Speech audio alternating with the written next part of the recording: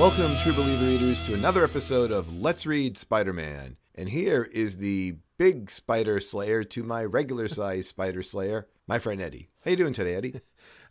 I just got off riding my spider slayer like a cowboy. It was good times. So, yeehaw!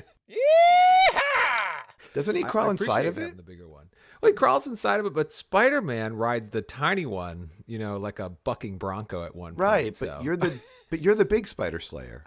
All right. Well, I'm a little bigger than you, so I needed a bigger bucking bronco. That's all. Are you so big that you have to ride the big spider slayer? Is that what you're trying to tell me? Perhaps, maybe. I don't know. I don't know if I've seen a spider slayer in real life though. So. You would know if you saw a spider slayer in real life, I'm sure. But look, we're talking over and over again about spider slayers. Why don't we tell people what happens in these issues so they'll understand what we're talking about? I wonder what the first one's called, Eddie. The Amazing Spider-Man, number 105, The Spider Slayer. Peter is happy to be back in the city. No more quicksand, just traffic jams.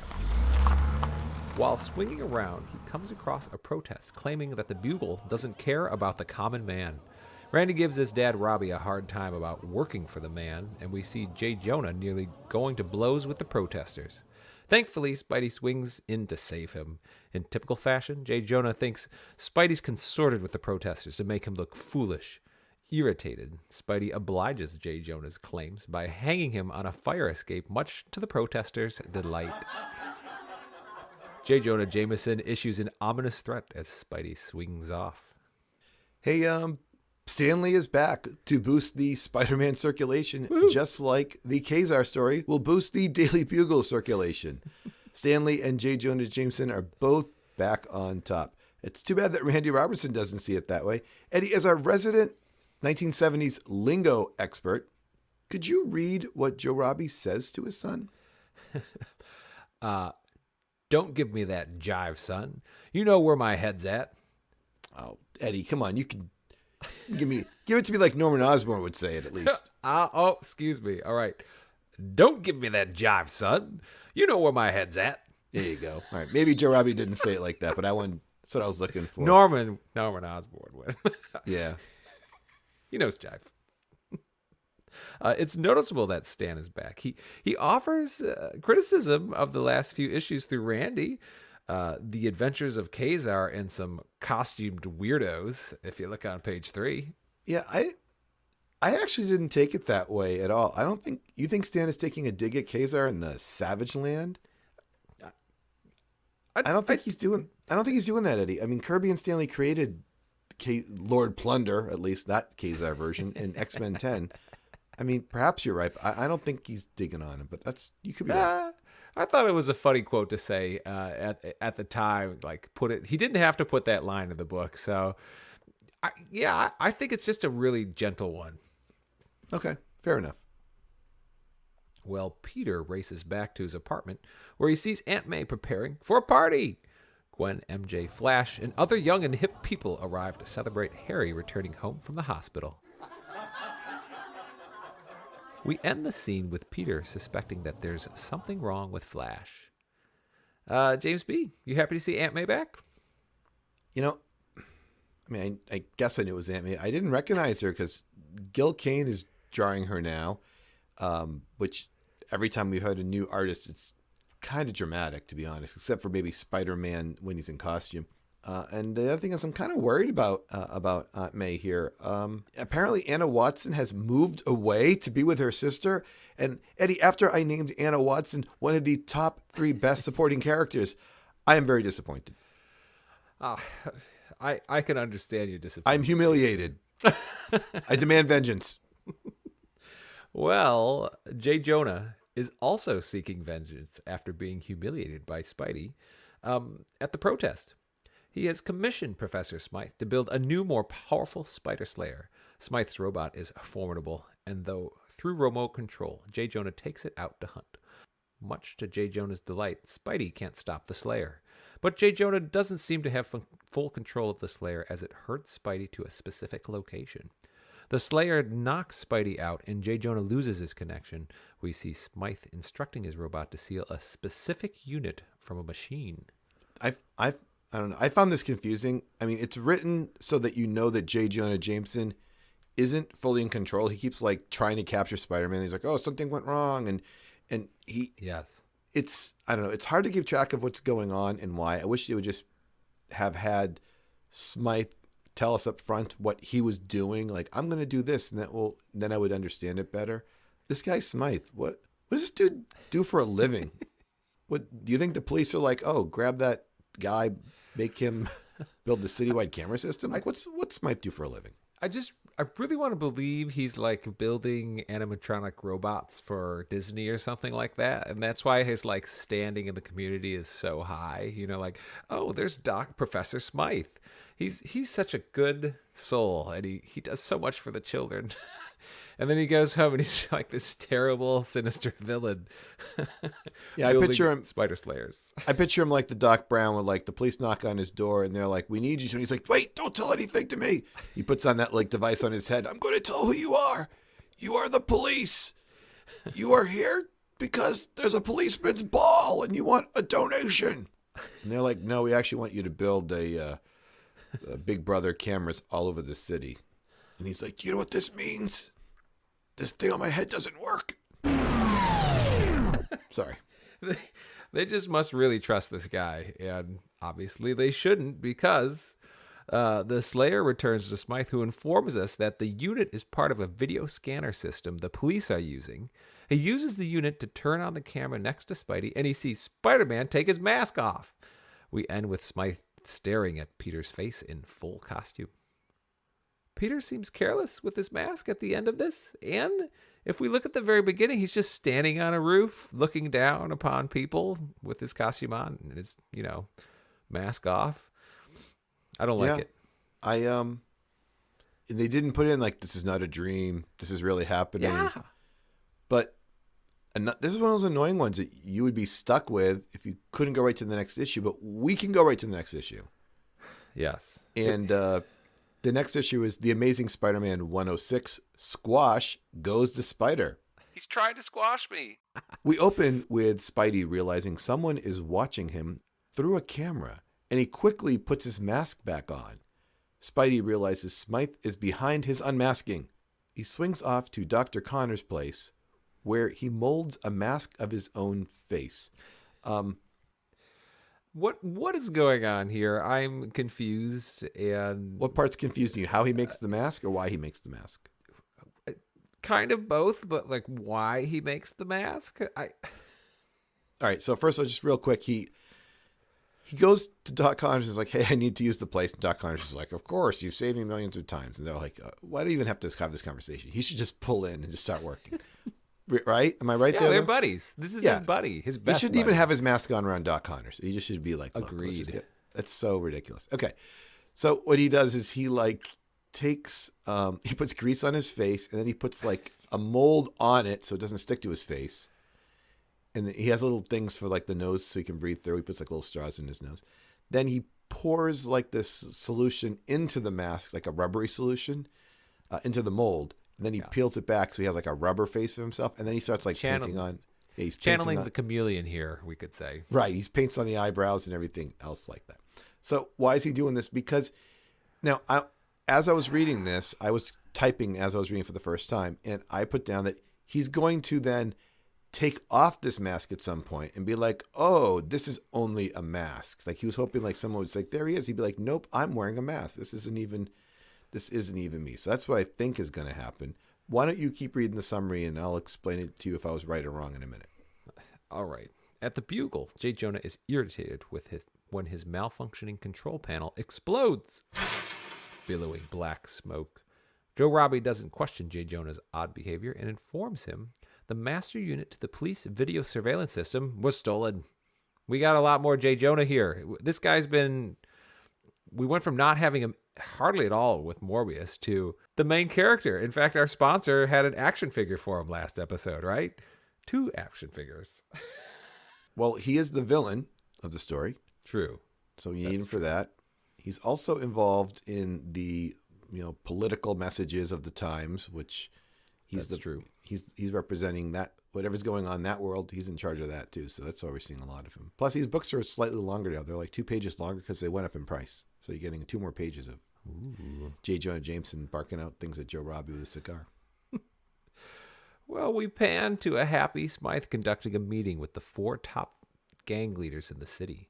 They are unimpressed with Smythe when they see Spider-Man with a Peter Parker mask on. Spidey removes the mask and mockingly dangles it in front of the cameras. The bosses don't like that Spidey knows about the cameras. Smythe sicks his robot on him. Spider-Man has a Peter Parker mask on. What? His point is that because he's wearing the Peter Parker mask and he takes it off, they're like, oh, that's just a mask. So that's not what he looks like. It's like if E.T. was going out Halloween trick-or-treating and he had and they said, oh, he's wearing a mask and he had an E.T. mask on. They'd be like, well, he's clearly not E.T. because he's wearing an E.T. mask. Why would Spider-Man have a mask on over his mask? Double mask? He doesn't have the mask over his mask. He has the Peter Parker mask over his Spider-Man mask? No, he just waves the mask at them. Doesn't he just like wave it like, look, I have a mask. This is my fake face. He's just saying like, this is the fake one you saw. I don't think he takes it off and he's got the Spider mask underneath it, does he? I think you are incorrect. If you look at page 8, it shows Spider-Man peeling the Peter Parker mask off and then dangling it, which... All right, I'm going to go back and check the book here. See if you're right. I think we need like some critical referencing music here. All right, he is wearing the mask. You're right. Argument. Up. Page 8. You're right. He was wearing his mask over his Spider-Man thing. That seems not the best way to do that. It does seem like, wow, he was wearing a mask over his Spider-Man thing. Why? Whatever. At least the crime bosses are not happy about it. That's all. Good for the crime bosses being. There is a line that says, even if it was, so what? He looks like any of a million guys. That's important because they don't want to be like, I'll remember him forever if I ever see that guy again. Right. They want to be like, oh, he's very generic looking. So good job, Eddie. You got that one right. Woo! Yeah, you definitely. If Spider-Man had at least peeled off the mask and he had his regular face underneath it, but you couldn't see it, that would be more effective. Yes, I agree. All right, this book's still going on. What's going on here? It's moving along here. This mask taken off. This doesn't seem that important. Before the robot finds Spidey, we see J. Jonah heading to a civil liberties protest side by side with Randy Robinson. Spidey swings down for a visit, and J. Jonah admits he's behind the Spider Slayer. I think this is huge public exposure that J. Jonah is a criminal. Why is J. Jonah a criminal? Well, okay. I mean, I guess like hunting Spider-Man could be deemed not criminal activity. Right. But the amount, like commissioning a person to build essentially a device to hunt and capture a person, I can't imagine that isn't criminal activity, let alone just moving around the city. I mean, we see in the fight, a chimney is destroyed. We know very well from Doc Ock fighting with Spider-Man, this could kill someone very easily. Poor Captain Stacy. I do like your argument a little bit, although he's sort of making like a citizen's arrest, though. He's trying to catch Spider-Man alone because Spider-Man is officially wanted by the police in the Bugle, on the news, in the radio.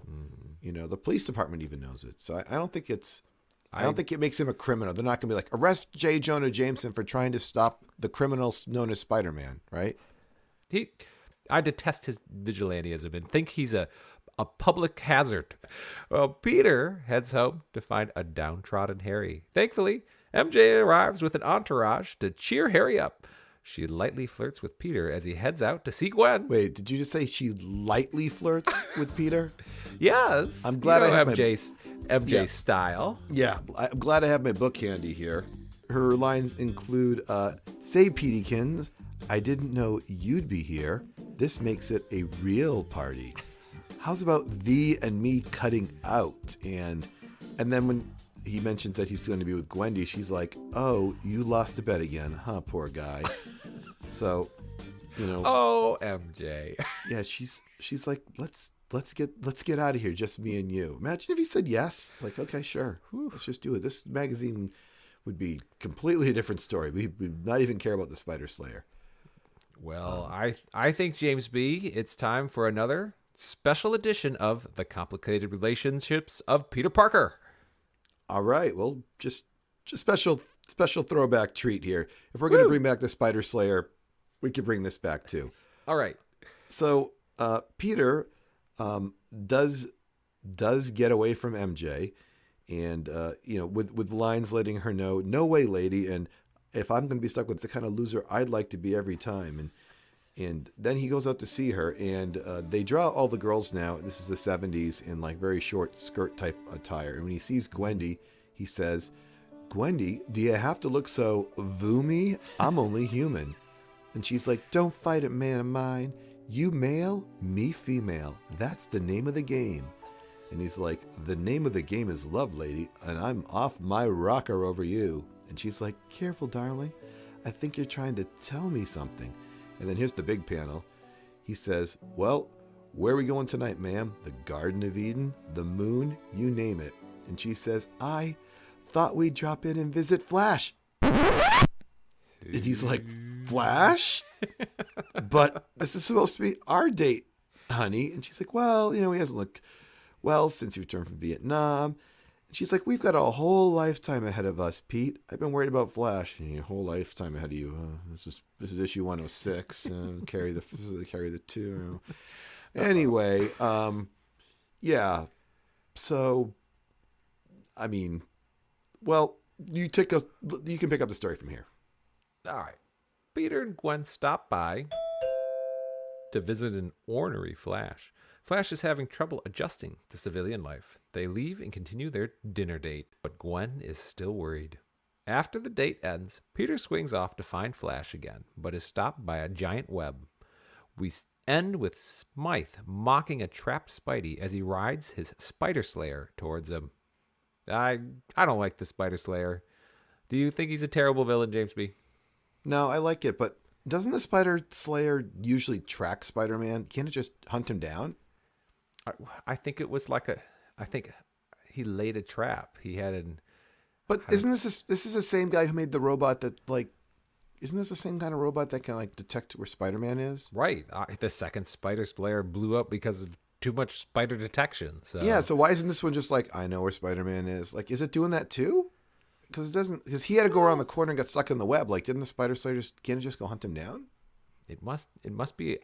I like this, more advanced spider hunting technique by the Spider Slayer. He laid a trap for Spider-Man, and it was a good one. He looks totally entrapped at the end of this. Can you explain the trap to the listeners, what he did? So Spider-Man's swinging off to see Flash. He sees one of the cameras, which sends his spider sense off, and so he abruptly swings around the corner. I gotta believe that, the cameras are being controlled by Smythe. And when he swings around this corner quickly, he swings into a giant web that, as Spider says, "I couldn't have spun this myself." And it really traps him. And then we get some gas to slow him down, some ethyl chloride gas, which I guess weakens spiders. I did not do my research. I don't even know how real that is. And then Smythe's there to be like, "Gotcha." And then we end. Yeah, I think this is a effective villain. I mean, it's kicking Spider-Man's butt. And this is what happens. This robot is an incredibly tough out for him every time. So, well, look, I won't disagree with hand-to-hand combat is really bad, but two issues. It's still going. It's 2 issues of the Spider Slayer thing, and it's beating him. Fine. I'll give the robot good adversary, boring villain. I don't want to read about him. I don't want to see him. Sure, boring. Okay, so there's a different boring thing. Okay, so when you say lowest ranking villains, boring. You mean you mean boring. Yes, that's what I mean. Okay, maybe it's not great. I'm not sure I'm going to go as far as boring, but way down there for me. And I don't like Smythe either. Ugh. You want to cheer you up? I'm ready. We have a sponsor. Is it really going to cheer me up? It is, because it's we have a new trend going on, and our listeners are definitely picking up on this. Ooh. We're having returning sponsors, Eddie. Oh my, a return. I think this might be like the third one now. Wow. There's some real positive momentum going on in the Let's Read Wow. Spider-Man podcast because we really don't usually get return sponsors. They're coming back. All right, I can't wait. Eddie, are you tired of being bothered when you just want a little time to relax? Are you tired of getting in trouble when things go wrong? Well, I can't disagree with that. Go on, James B. Well, in the past, you would have to get a Ginchy new hairdo. But that required changing your hair, and later you would have to change it back, and that's a lot of work. Well, the creator of the Ginchy new hairdo, Dmitry Smirdyakov, presents his next great product called the Ginchy Extra Face Kit. Rub the supplied grease on your face, make a solid mold of your face, pour in the Ginchy Extra Face special formula, and voila, Ginchy Extra Face. Now, here's how it works. And Eddie, this is the correct way to use the Ginchy Extra Face, not the way that someone we know who calls himself a web-slinging crime fighter uses it. Eddie, after you get in trouble, show up with your extra face copy while hiding your real face. You show the offending party that it was your fake face, and they will no longer think it's you. So if your kids are trying to find you, boom, Ginchy Extra Face, and they will think they have the wrong person. Or you're going to be blamed at work for something, boom, Ginchy Extra Face. Hey, someone was pretending to be Eddie. He must not have done it. Our motto, allow myself to introduce myself, tells people that you aren't yourself with the Ginchy Extra Face Kit. Available at the Madison Avenue Julian Gifts or online at Horizon Labs. See our ad in Portable Restroom Operator magazine. Well, I think I'd much rather have my Jonah Jameson safari outfit action figure. If I had to have something. Eddie, that sponsor is not with us anymore because of some comments you made last issue. So let's try to. Oh, I missed it, huh? This one's actually trying to return to us, and face to no face, and do you understand how this works? You seem to have some problems with this whole concept. You know what? I don't understand how this works at all, actually. Well, all right, we'll try one more scenario. Okay. All right, help me out. All right. Let's say. Okay, so you decide to you decide to walk your dog. Okay. And you're walking your dog, and your dog, Pepper, is that your dog's name? That's my dog's name, yeah. Very Pepper good. starts digging up someone's yard. And the person says, like, Right. Hey, you with the dog. Now, normally they'd see you and be like, oh, that's Eddie. He's in trouble for his dog, what they're doing to my property. But instead, what you do is you whip off your Ginchy Extra Face, hold it up, hiding your real face, and they'll be like, oh, that person's pretending to be Eddie to get Eddie in trouble. Must not be Eddie. He just happens to also have my dog, too. So Correct. It would be... It worked for Spider-Man, and he didn't even do it right, and it works for Spider-Man. Wow. Hey, look, I'm not trying to sell you anything. I'm just presenting the sponsor. Oh, of course. All I'm asking of you is to not Right. demean the sponsors. All right. Someone who understands this better should buy this product, I guess. Yeah, what we need Ginchy new extra voice. So when you keep making our sponsors annoyed, I can say, no, it's not Eddie who's doing that. It's somebody who has Eddie's voice. But unfortunately, Dmitry Smirdyakov has not come with that product yet. But keep that in mind, Dmitry. We could use that. So, all right. That name sounds very familiar to me, James B. Yes, it's the Chameleon still. Yes, I thought so. Yes, always the Chameleon. This is thing. We really a little more vetting of our sponsors, perhaps. But that's your job. So be it, James B. Who Hey, am I to Luke criticize? C.J. Smith got out of a ticket using the Ginchy new hairdo before. Wow. So, yeah. All right. It's very effective. Okay, let's go back and try to wrap up what we learned in these books. Ooh. Okay. MJ's still hitting on Peter. True. Flash has some kind of PSTD. Yeah. Harry's back, but he's come to realization that MJ's not going to be with him. True. Aunt May is alone. Yeah, J. Jonah Jameson has proven himself to be a man of the people a little bit. All right. True. He walked with Randy. Randy is mentioned as one of the, Gwen mentioned all the friends. Professor Smythe keeps coming back. Never breaks a law, apparently. I guess so. He's building those Disney robots for him. Spider-Man is essentially had 2 issues where he didn't defeat a villain at all. Ooh. It's true. Well. Right? Yeah, more than 2 issues, we could say. Oh no, he killed the in the Kaiser issue. He got that creature into the thing. I got indirectly. I would deem that as more accidental than active on Spider-Man's part. Oh, he didn't defeat Morbius either. Really, technically, did he? It's true. It's been a long time since he beat guys. He beat those guys in London. So wow, it's been a long time.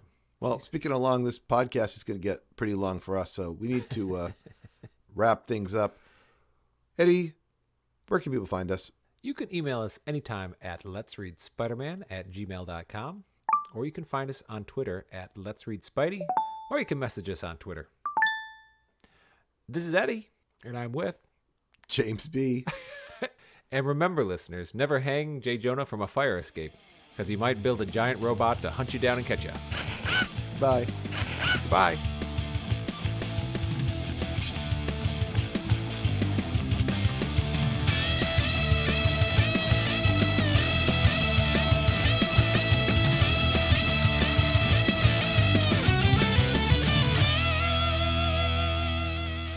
Also, I'm kind of excited. I was, for whatever reason, like I can see all the Spider-Mans I've clicked on, from the website.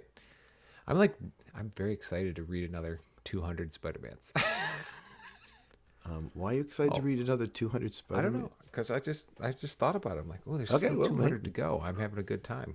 You didn't fill in the thing at your intro at all at the beginning. It could be anything. I've been under the weather today. So. Actually, I've changed our intro a little bit. Remember how we do it? So I changed it last podcast. See if I can do 2 changes in a row. Whew. Wow, right. Man. You ready? I got one. All right, here we go. Welcome, True Believer readers, to another episode of Let's Read Spider-Man. And here is the big spider slayer to my regular size spider slayer, my friend Eddie. How you doing today, Eddie?